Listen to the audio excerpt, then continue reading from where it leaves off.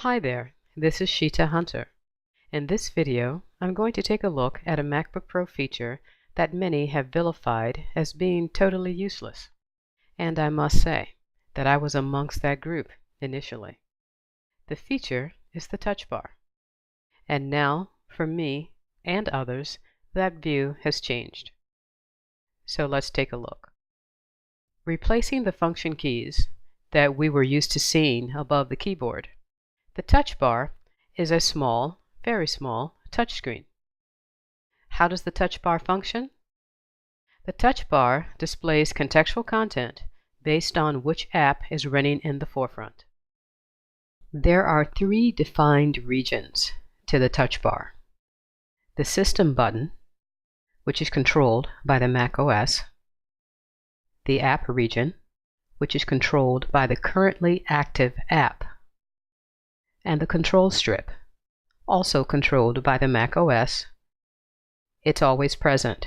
It's expandable and collapsible, has buttons to access sliders for brightness, volume, mute, Siri, and Touch ID.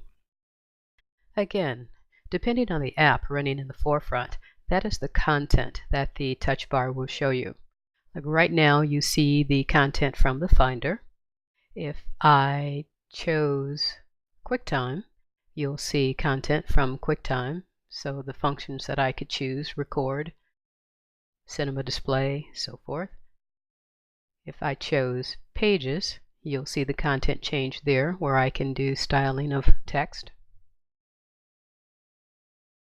If I chose Photoshop, you see different content as well. Let's go back to the Finder.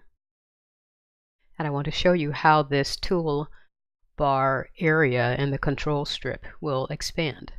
So if I press on the expand button, it gives you more controls for you to select.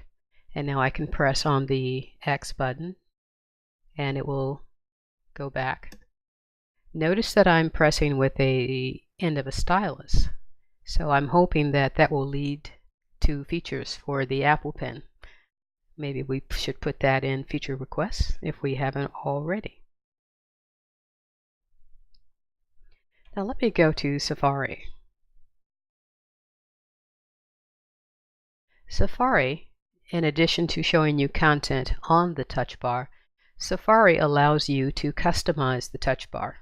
So how do you do that? I go up to Safari menus and I select View. And from View, I can select Customize Toolbar. I will then be presented with the customization icons, and I can drag any one of these down into the touch bar. So let me select Home. And as I drag Home down into the touch bar, you'll see I can place it anywhere within the application region. And once I let go, it's there. I then can go over, and this is also on my screen as well. I can press Done. And now, while I'm in Safari, that Home button has become part of the commands that I can quickly access. Hi everyone, let me take a minute and pause and apologize for having that grid on. I forgot all about it. I'm so used to seeing that rule of thirds grid that it was on. So it's been a couple of minutes, so I've switched over into Lightroom app, mobile app, to finish this off. So again, I apologize for you seeing that grid. Hopefully it didn't deter from the information that I gave you. So I just showed you how you can customize the toolbar with putting the Home button into it from Safari. Now I'm going to show you how you can take it out, and it's just as easy. You go up to View, Customize Touch Bar,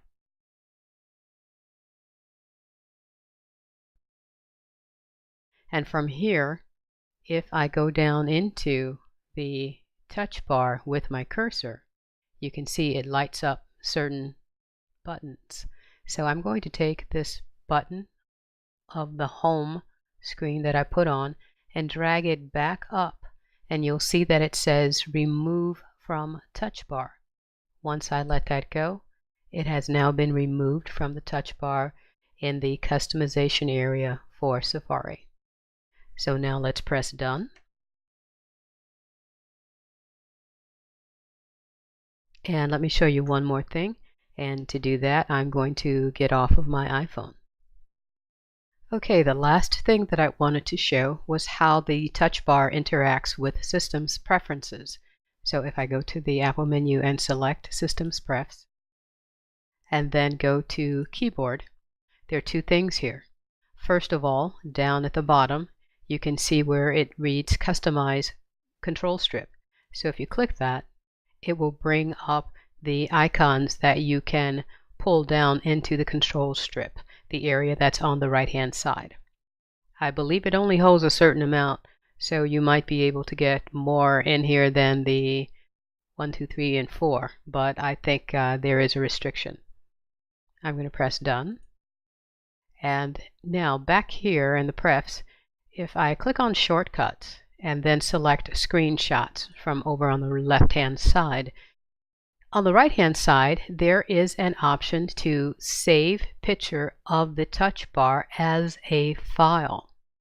So when you see tutorials that have those great screenshots of the touch bar displaying certain controls when they're in an app, this is where you set that.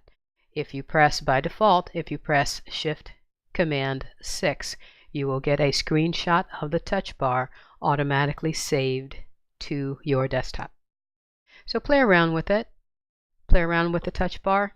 See if you like it. I've found that it has been a time saver for some of the things that I like to do. Hope this helps. Please subscribe, comment, like, and share. This is Sheeta Hunter. Until next time.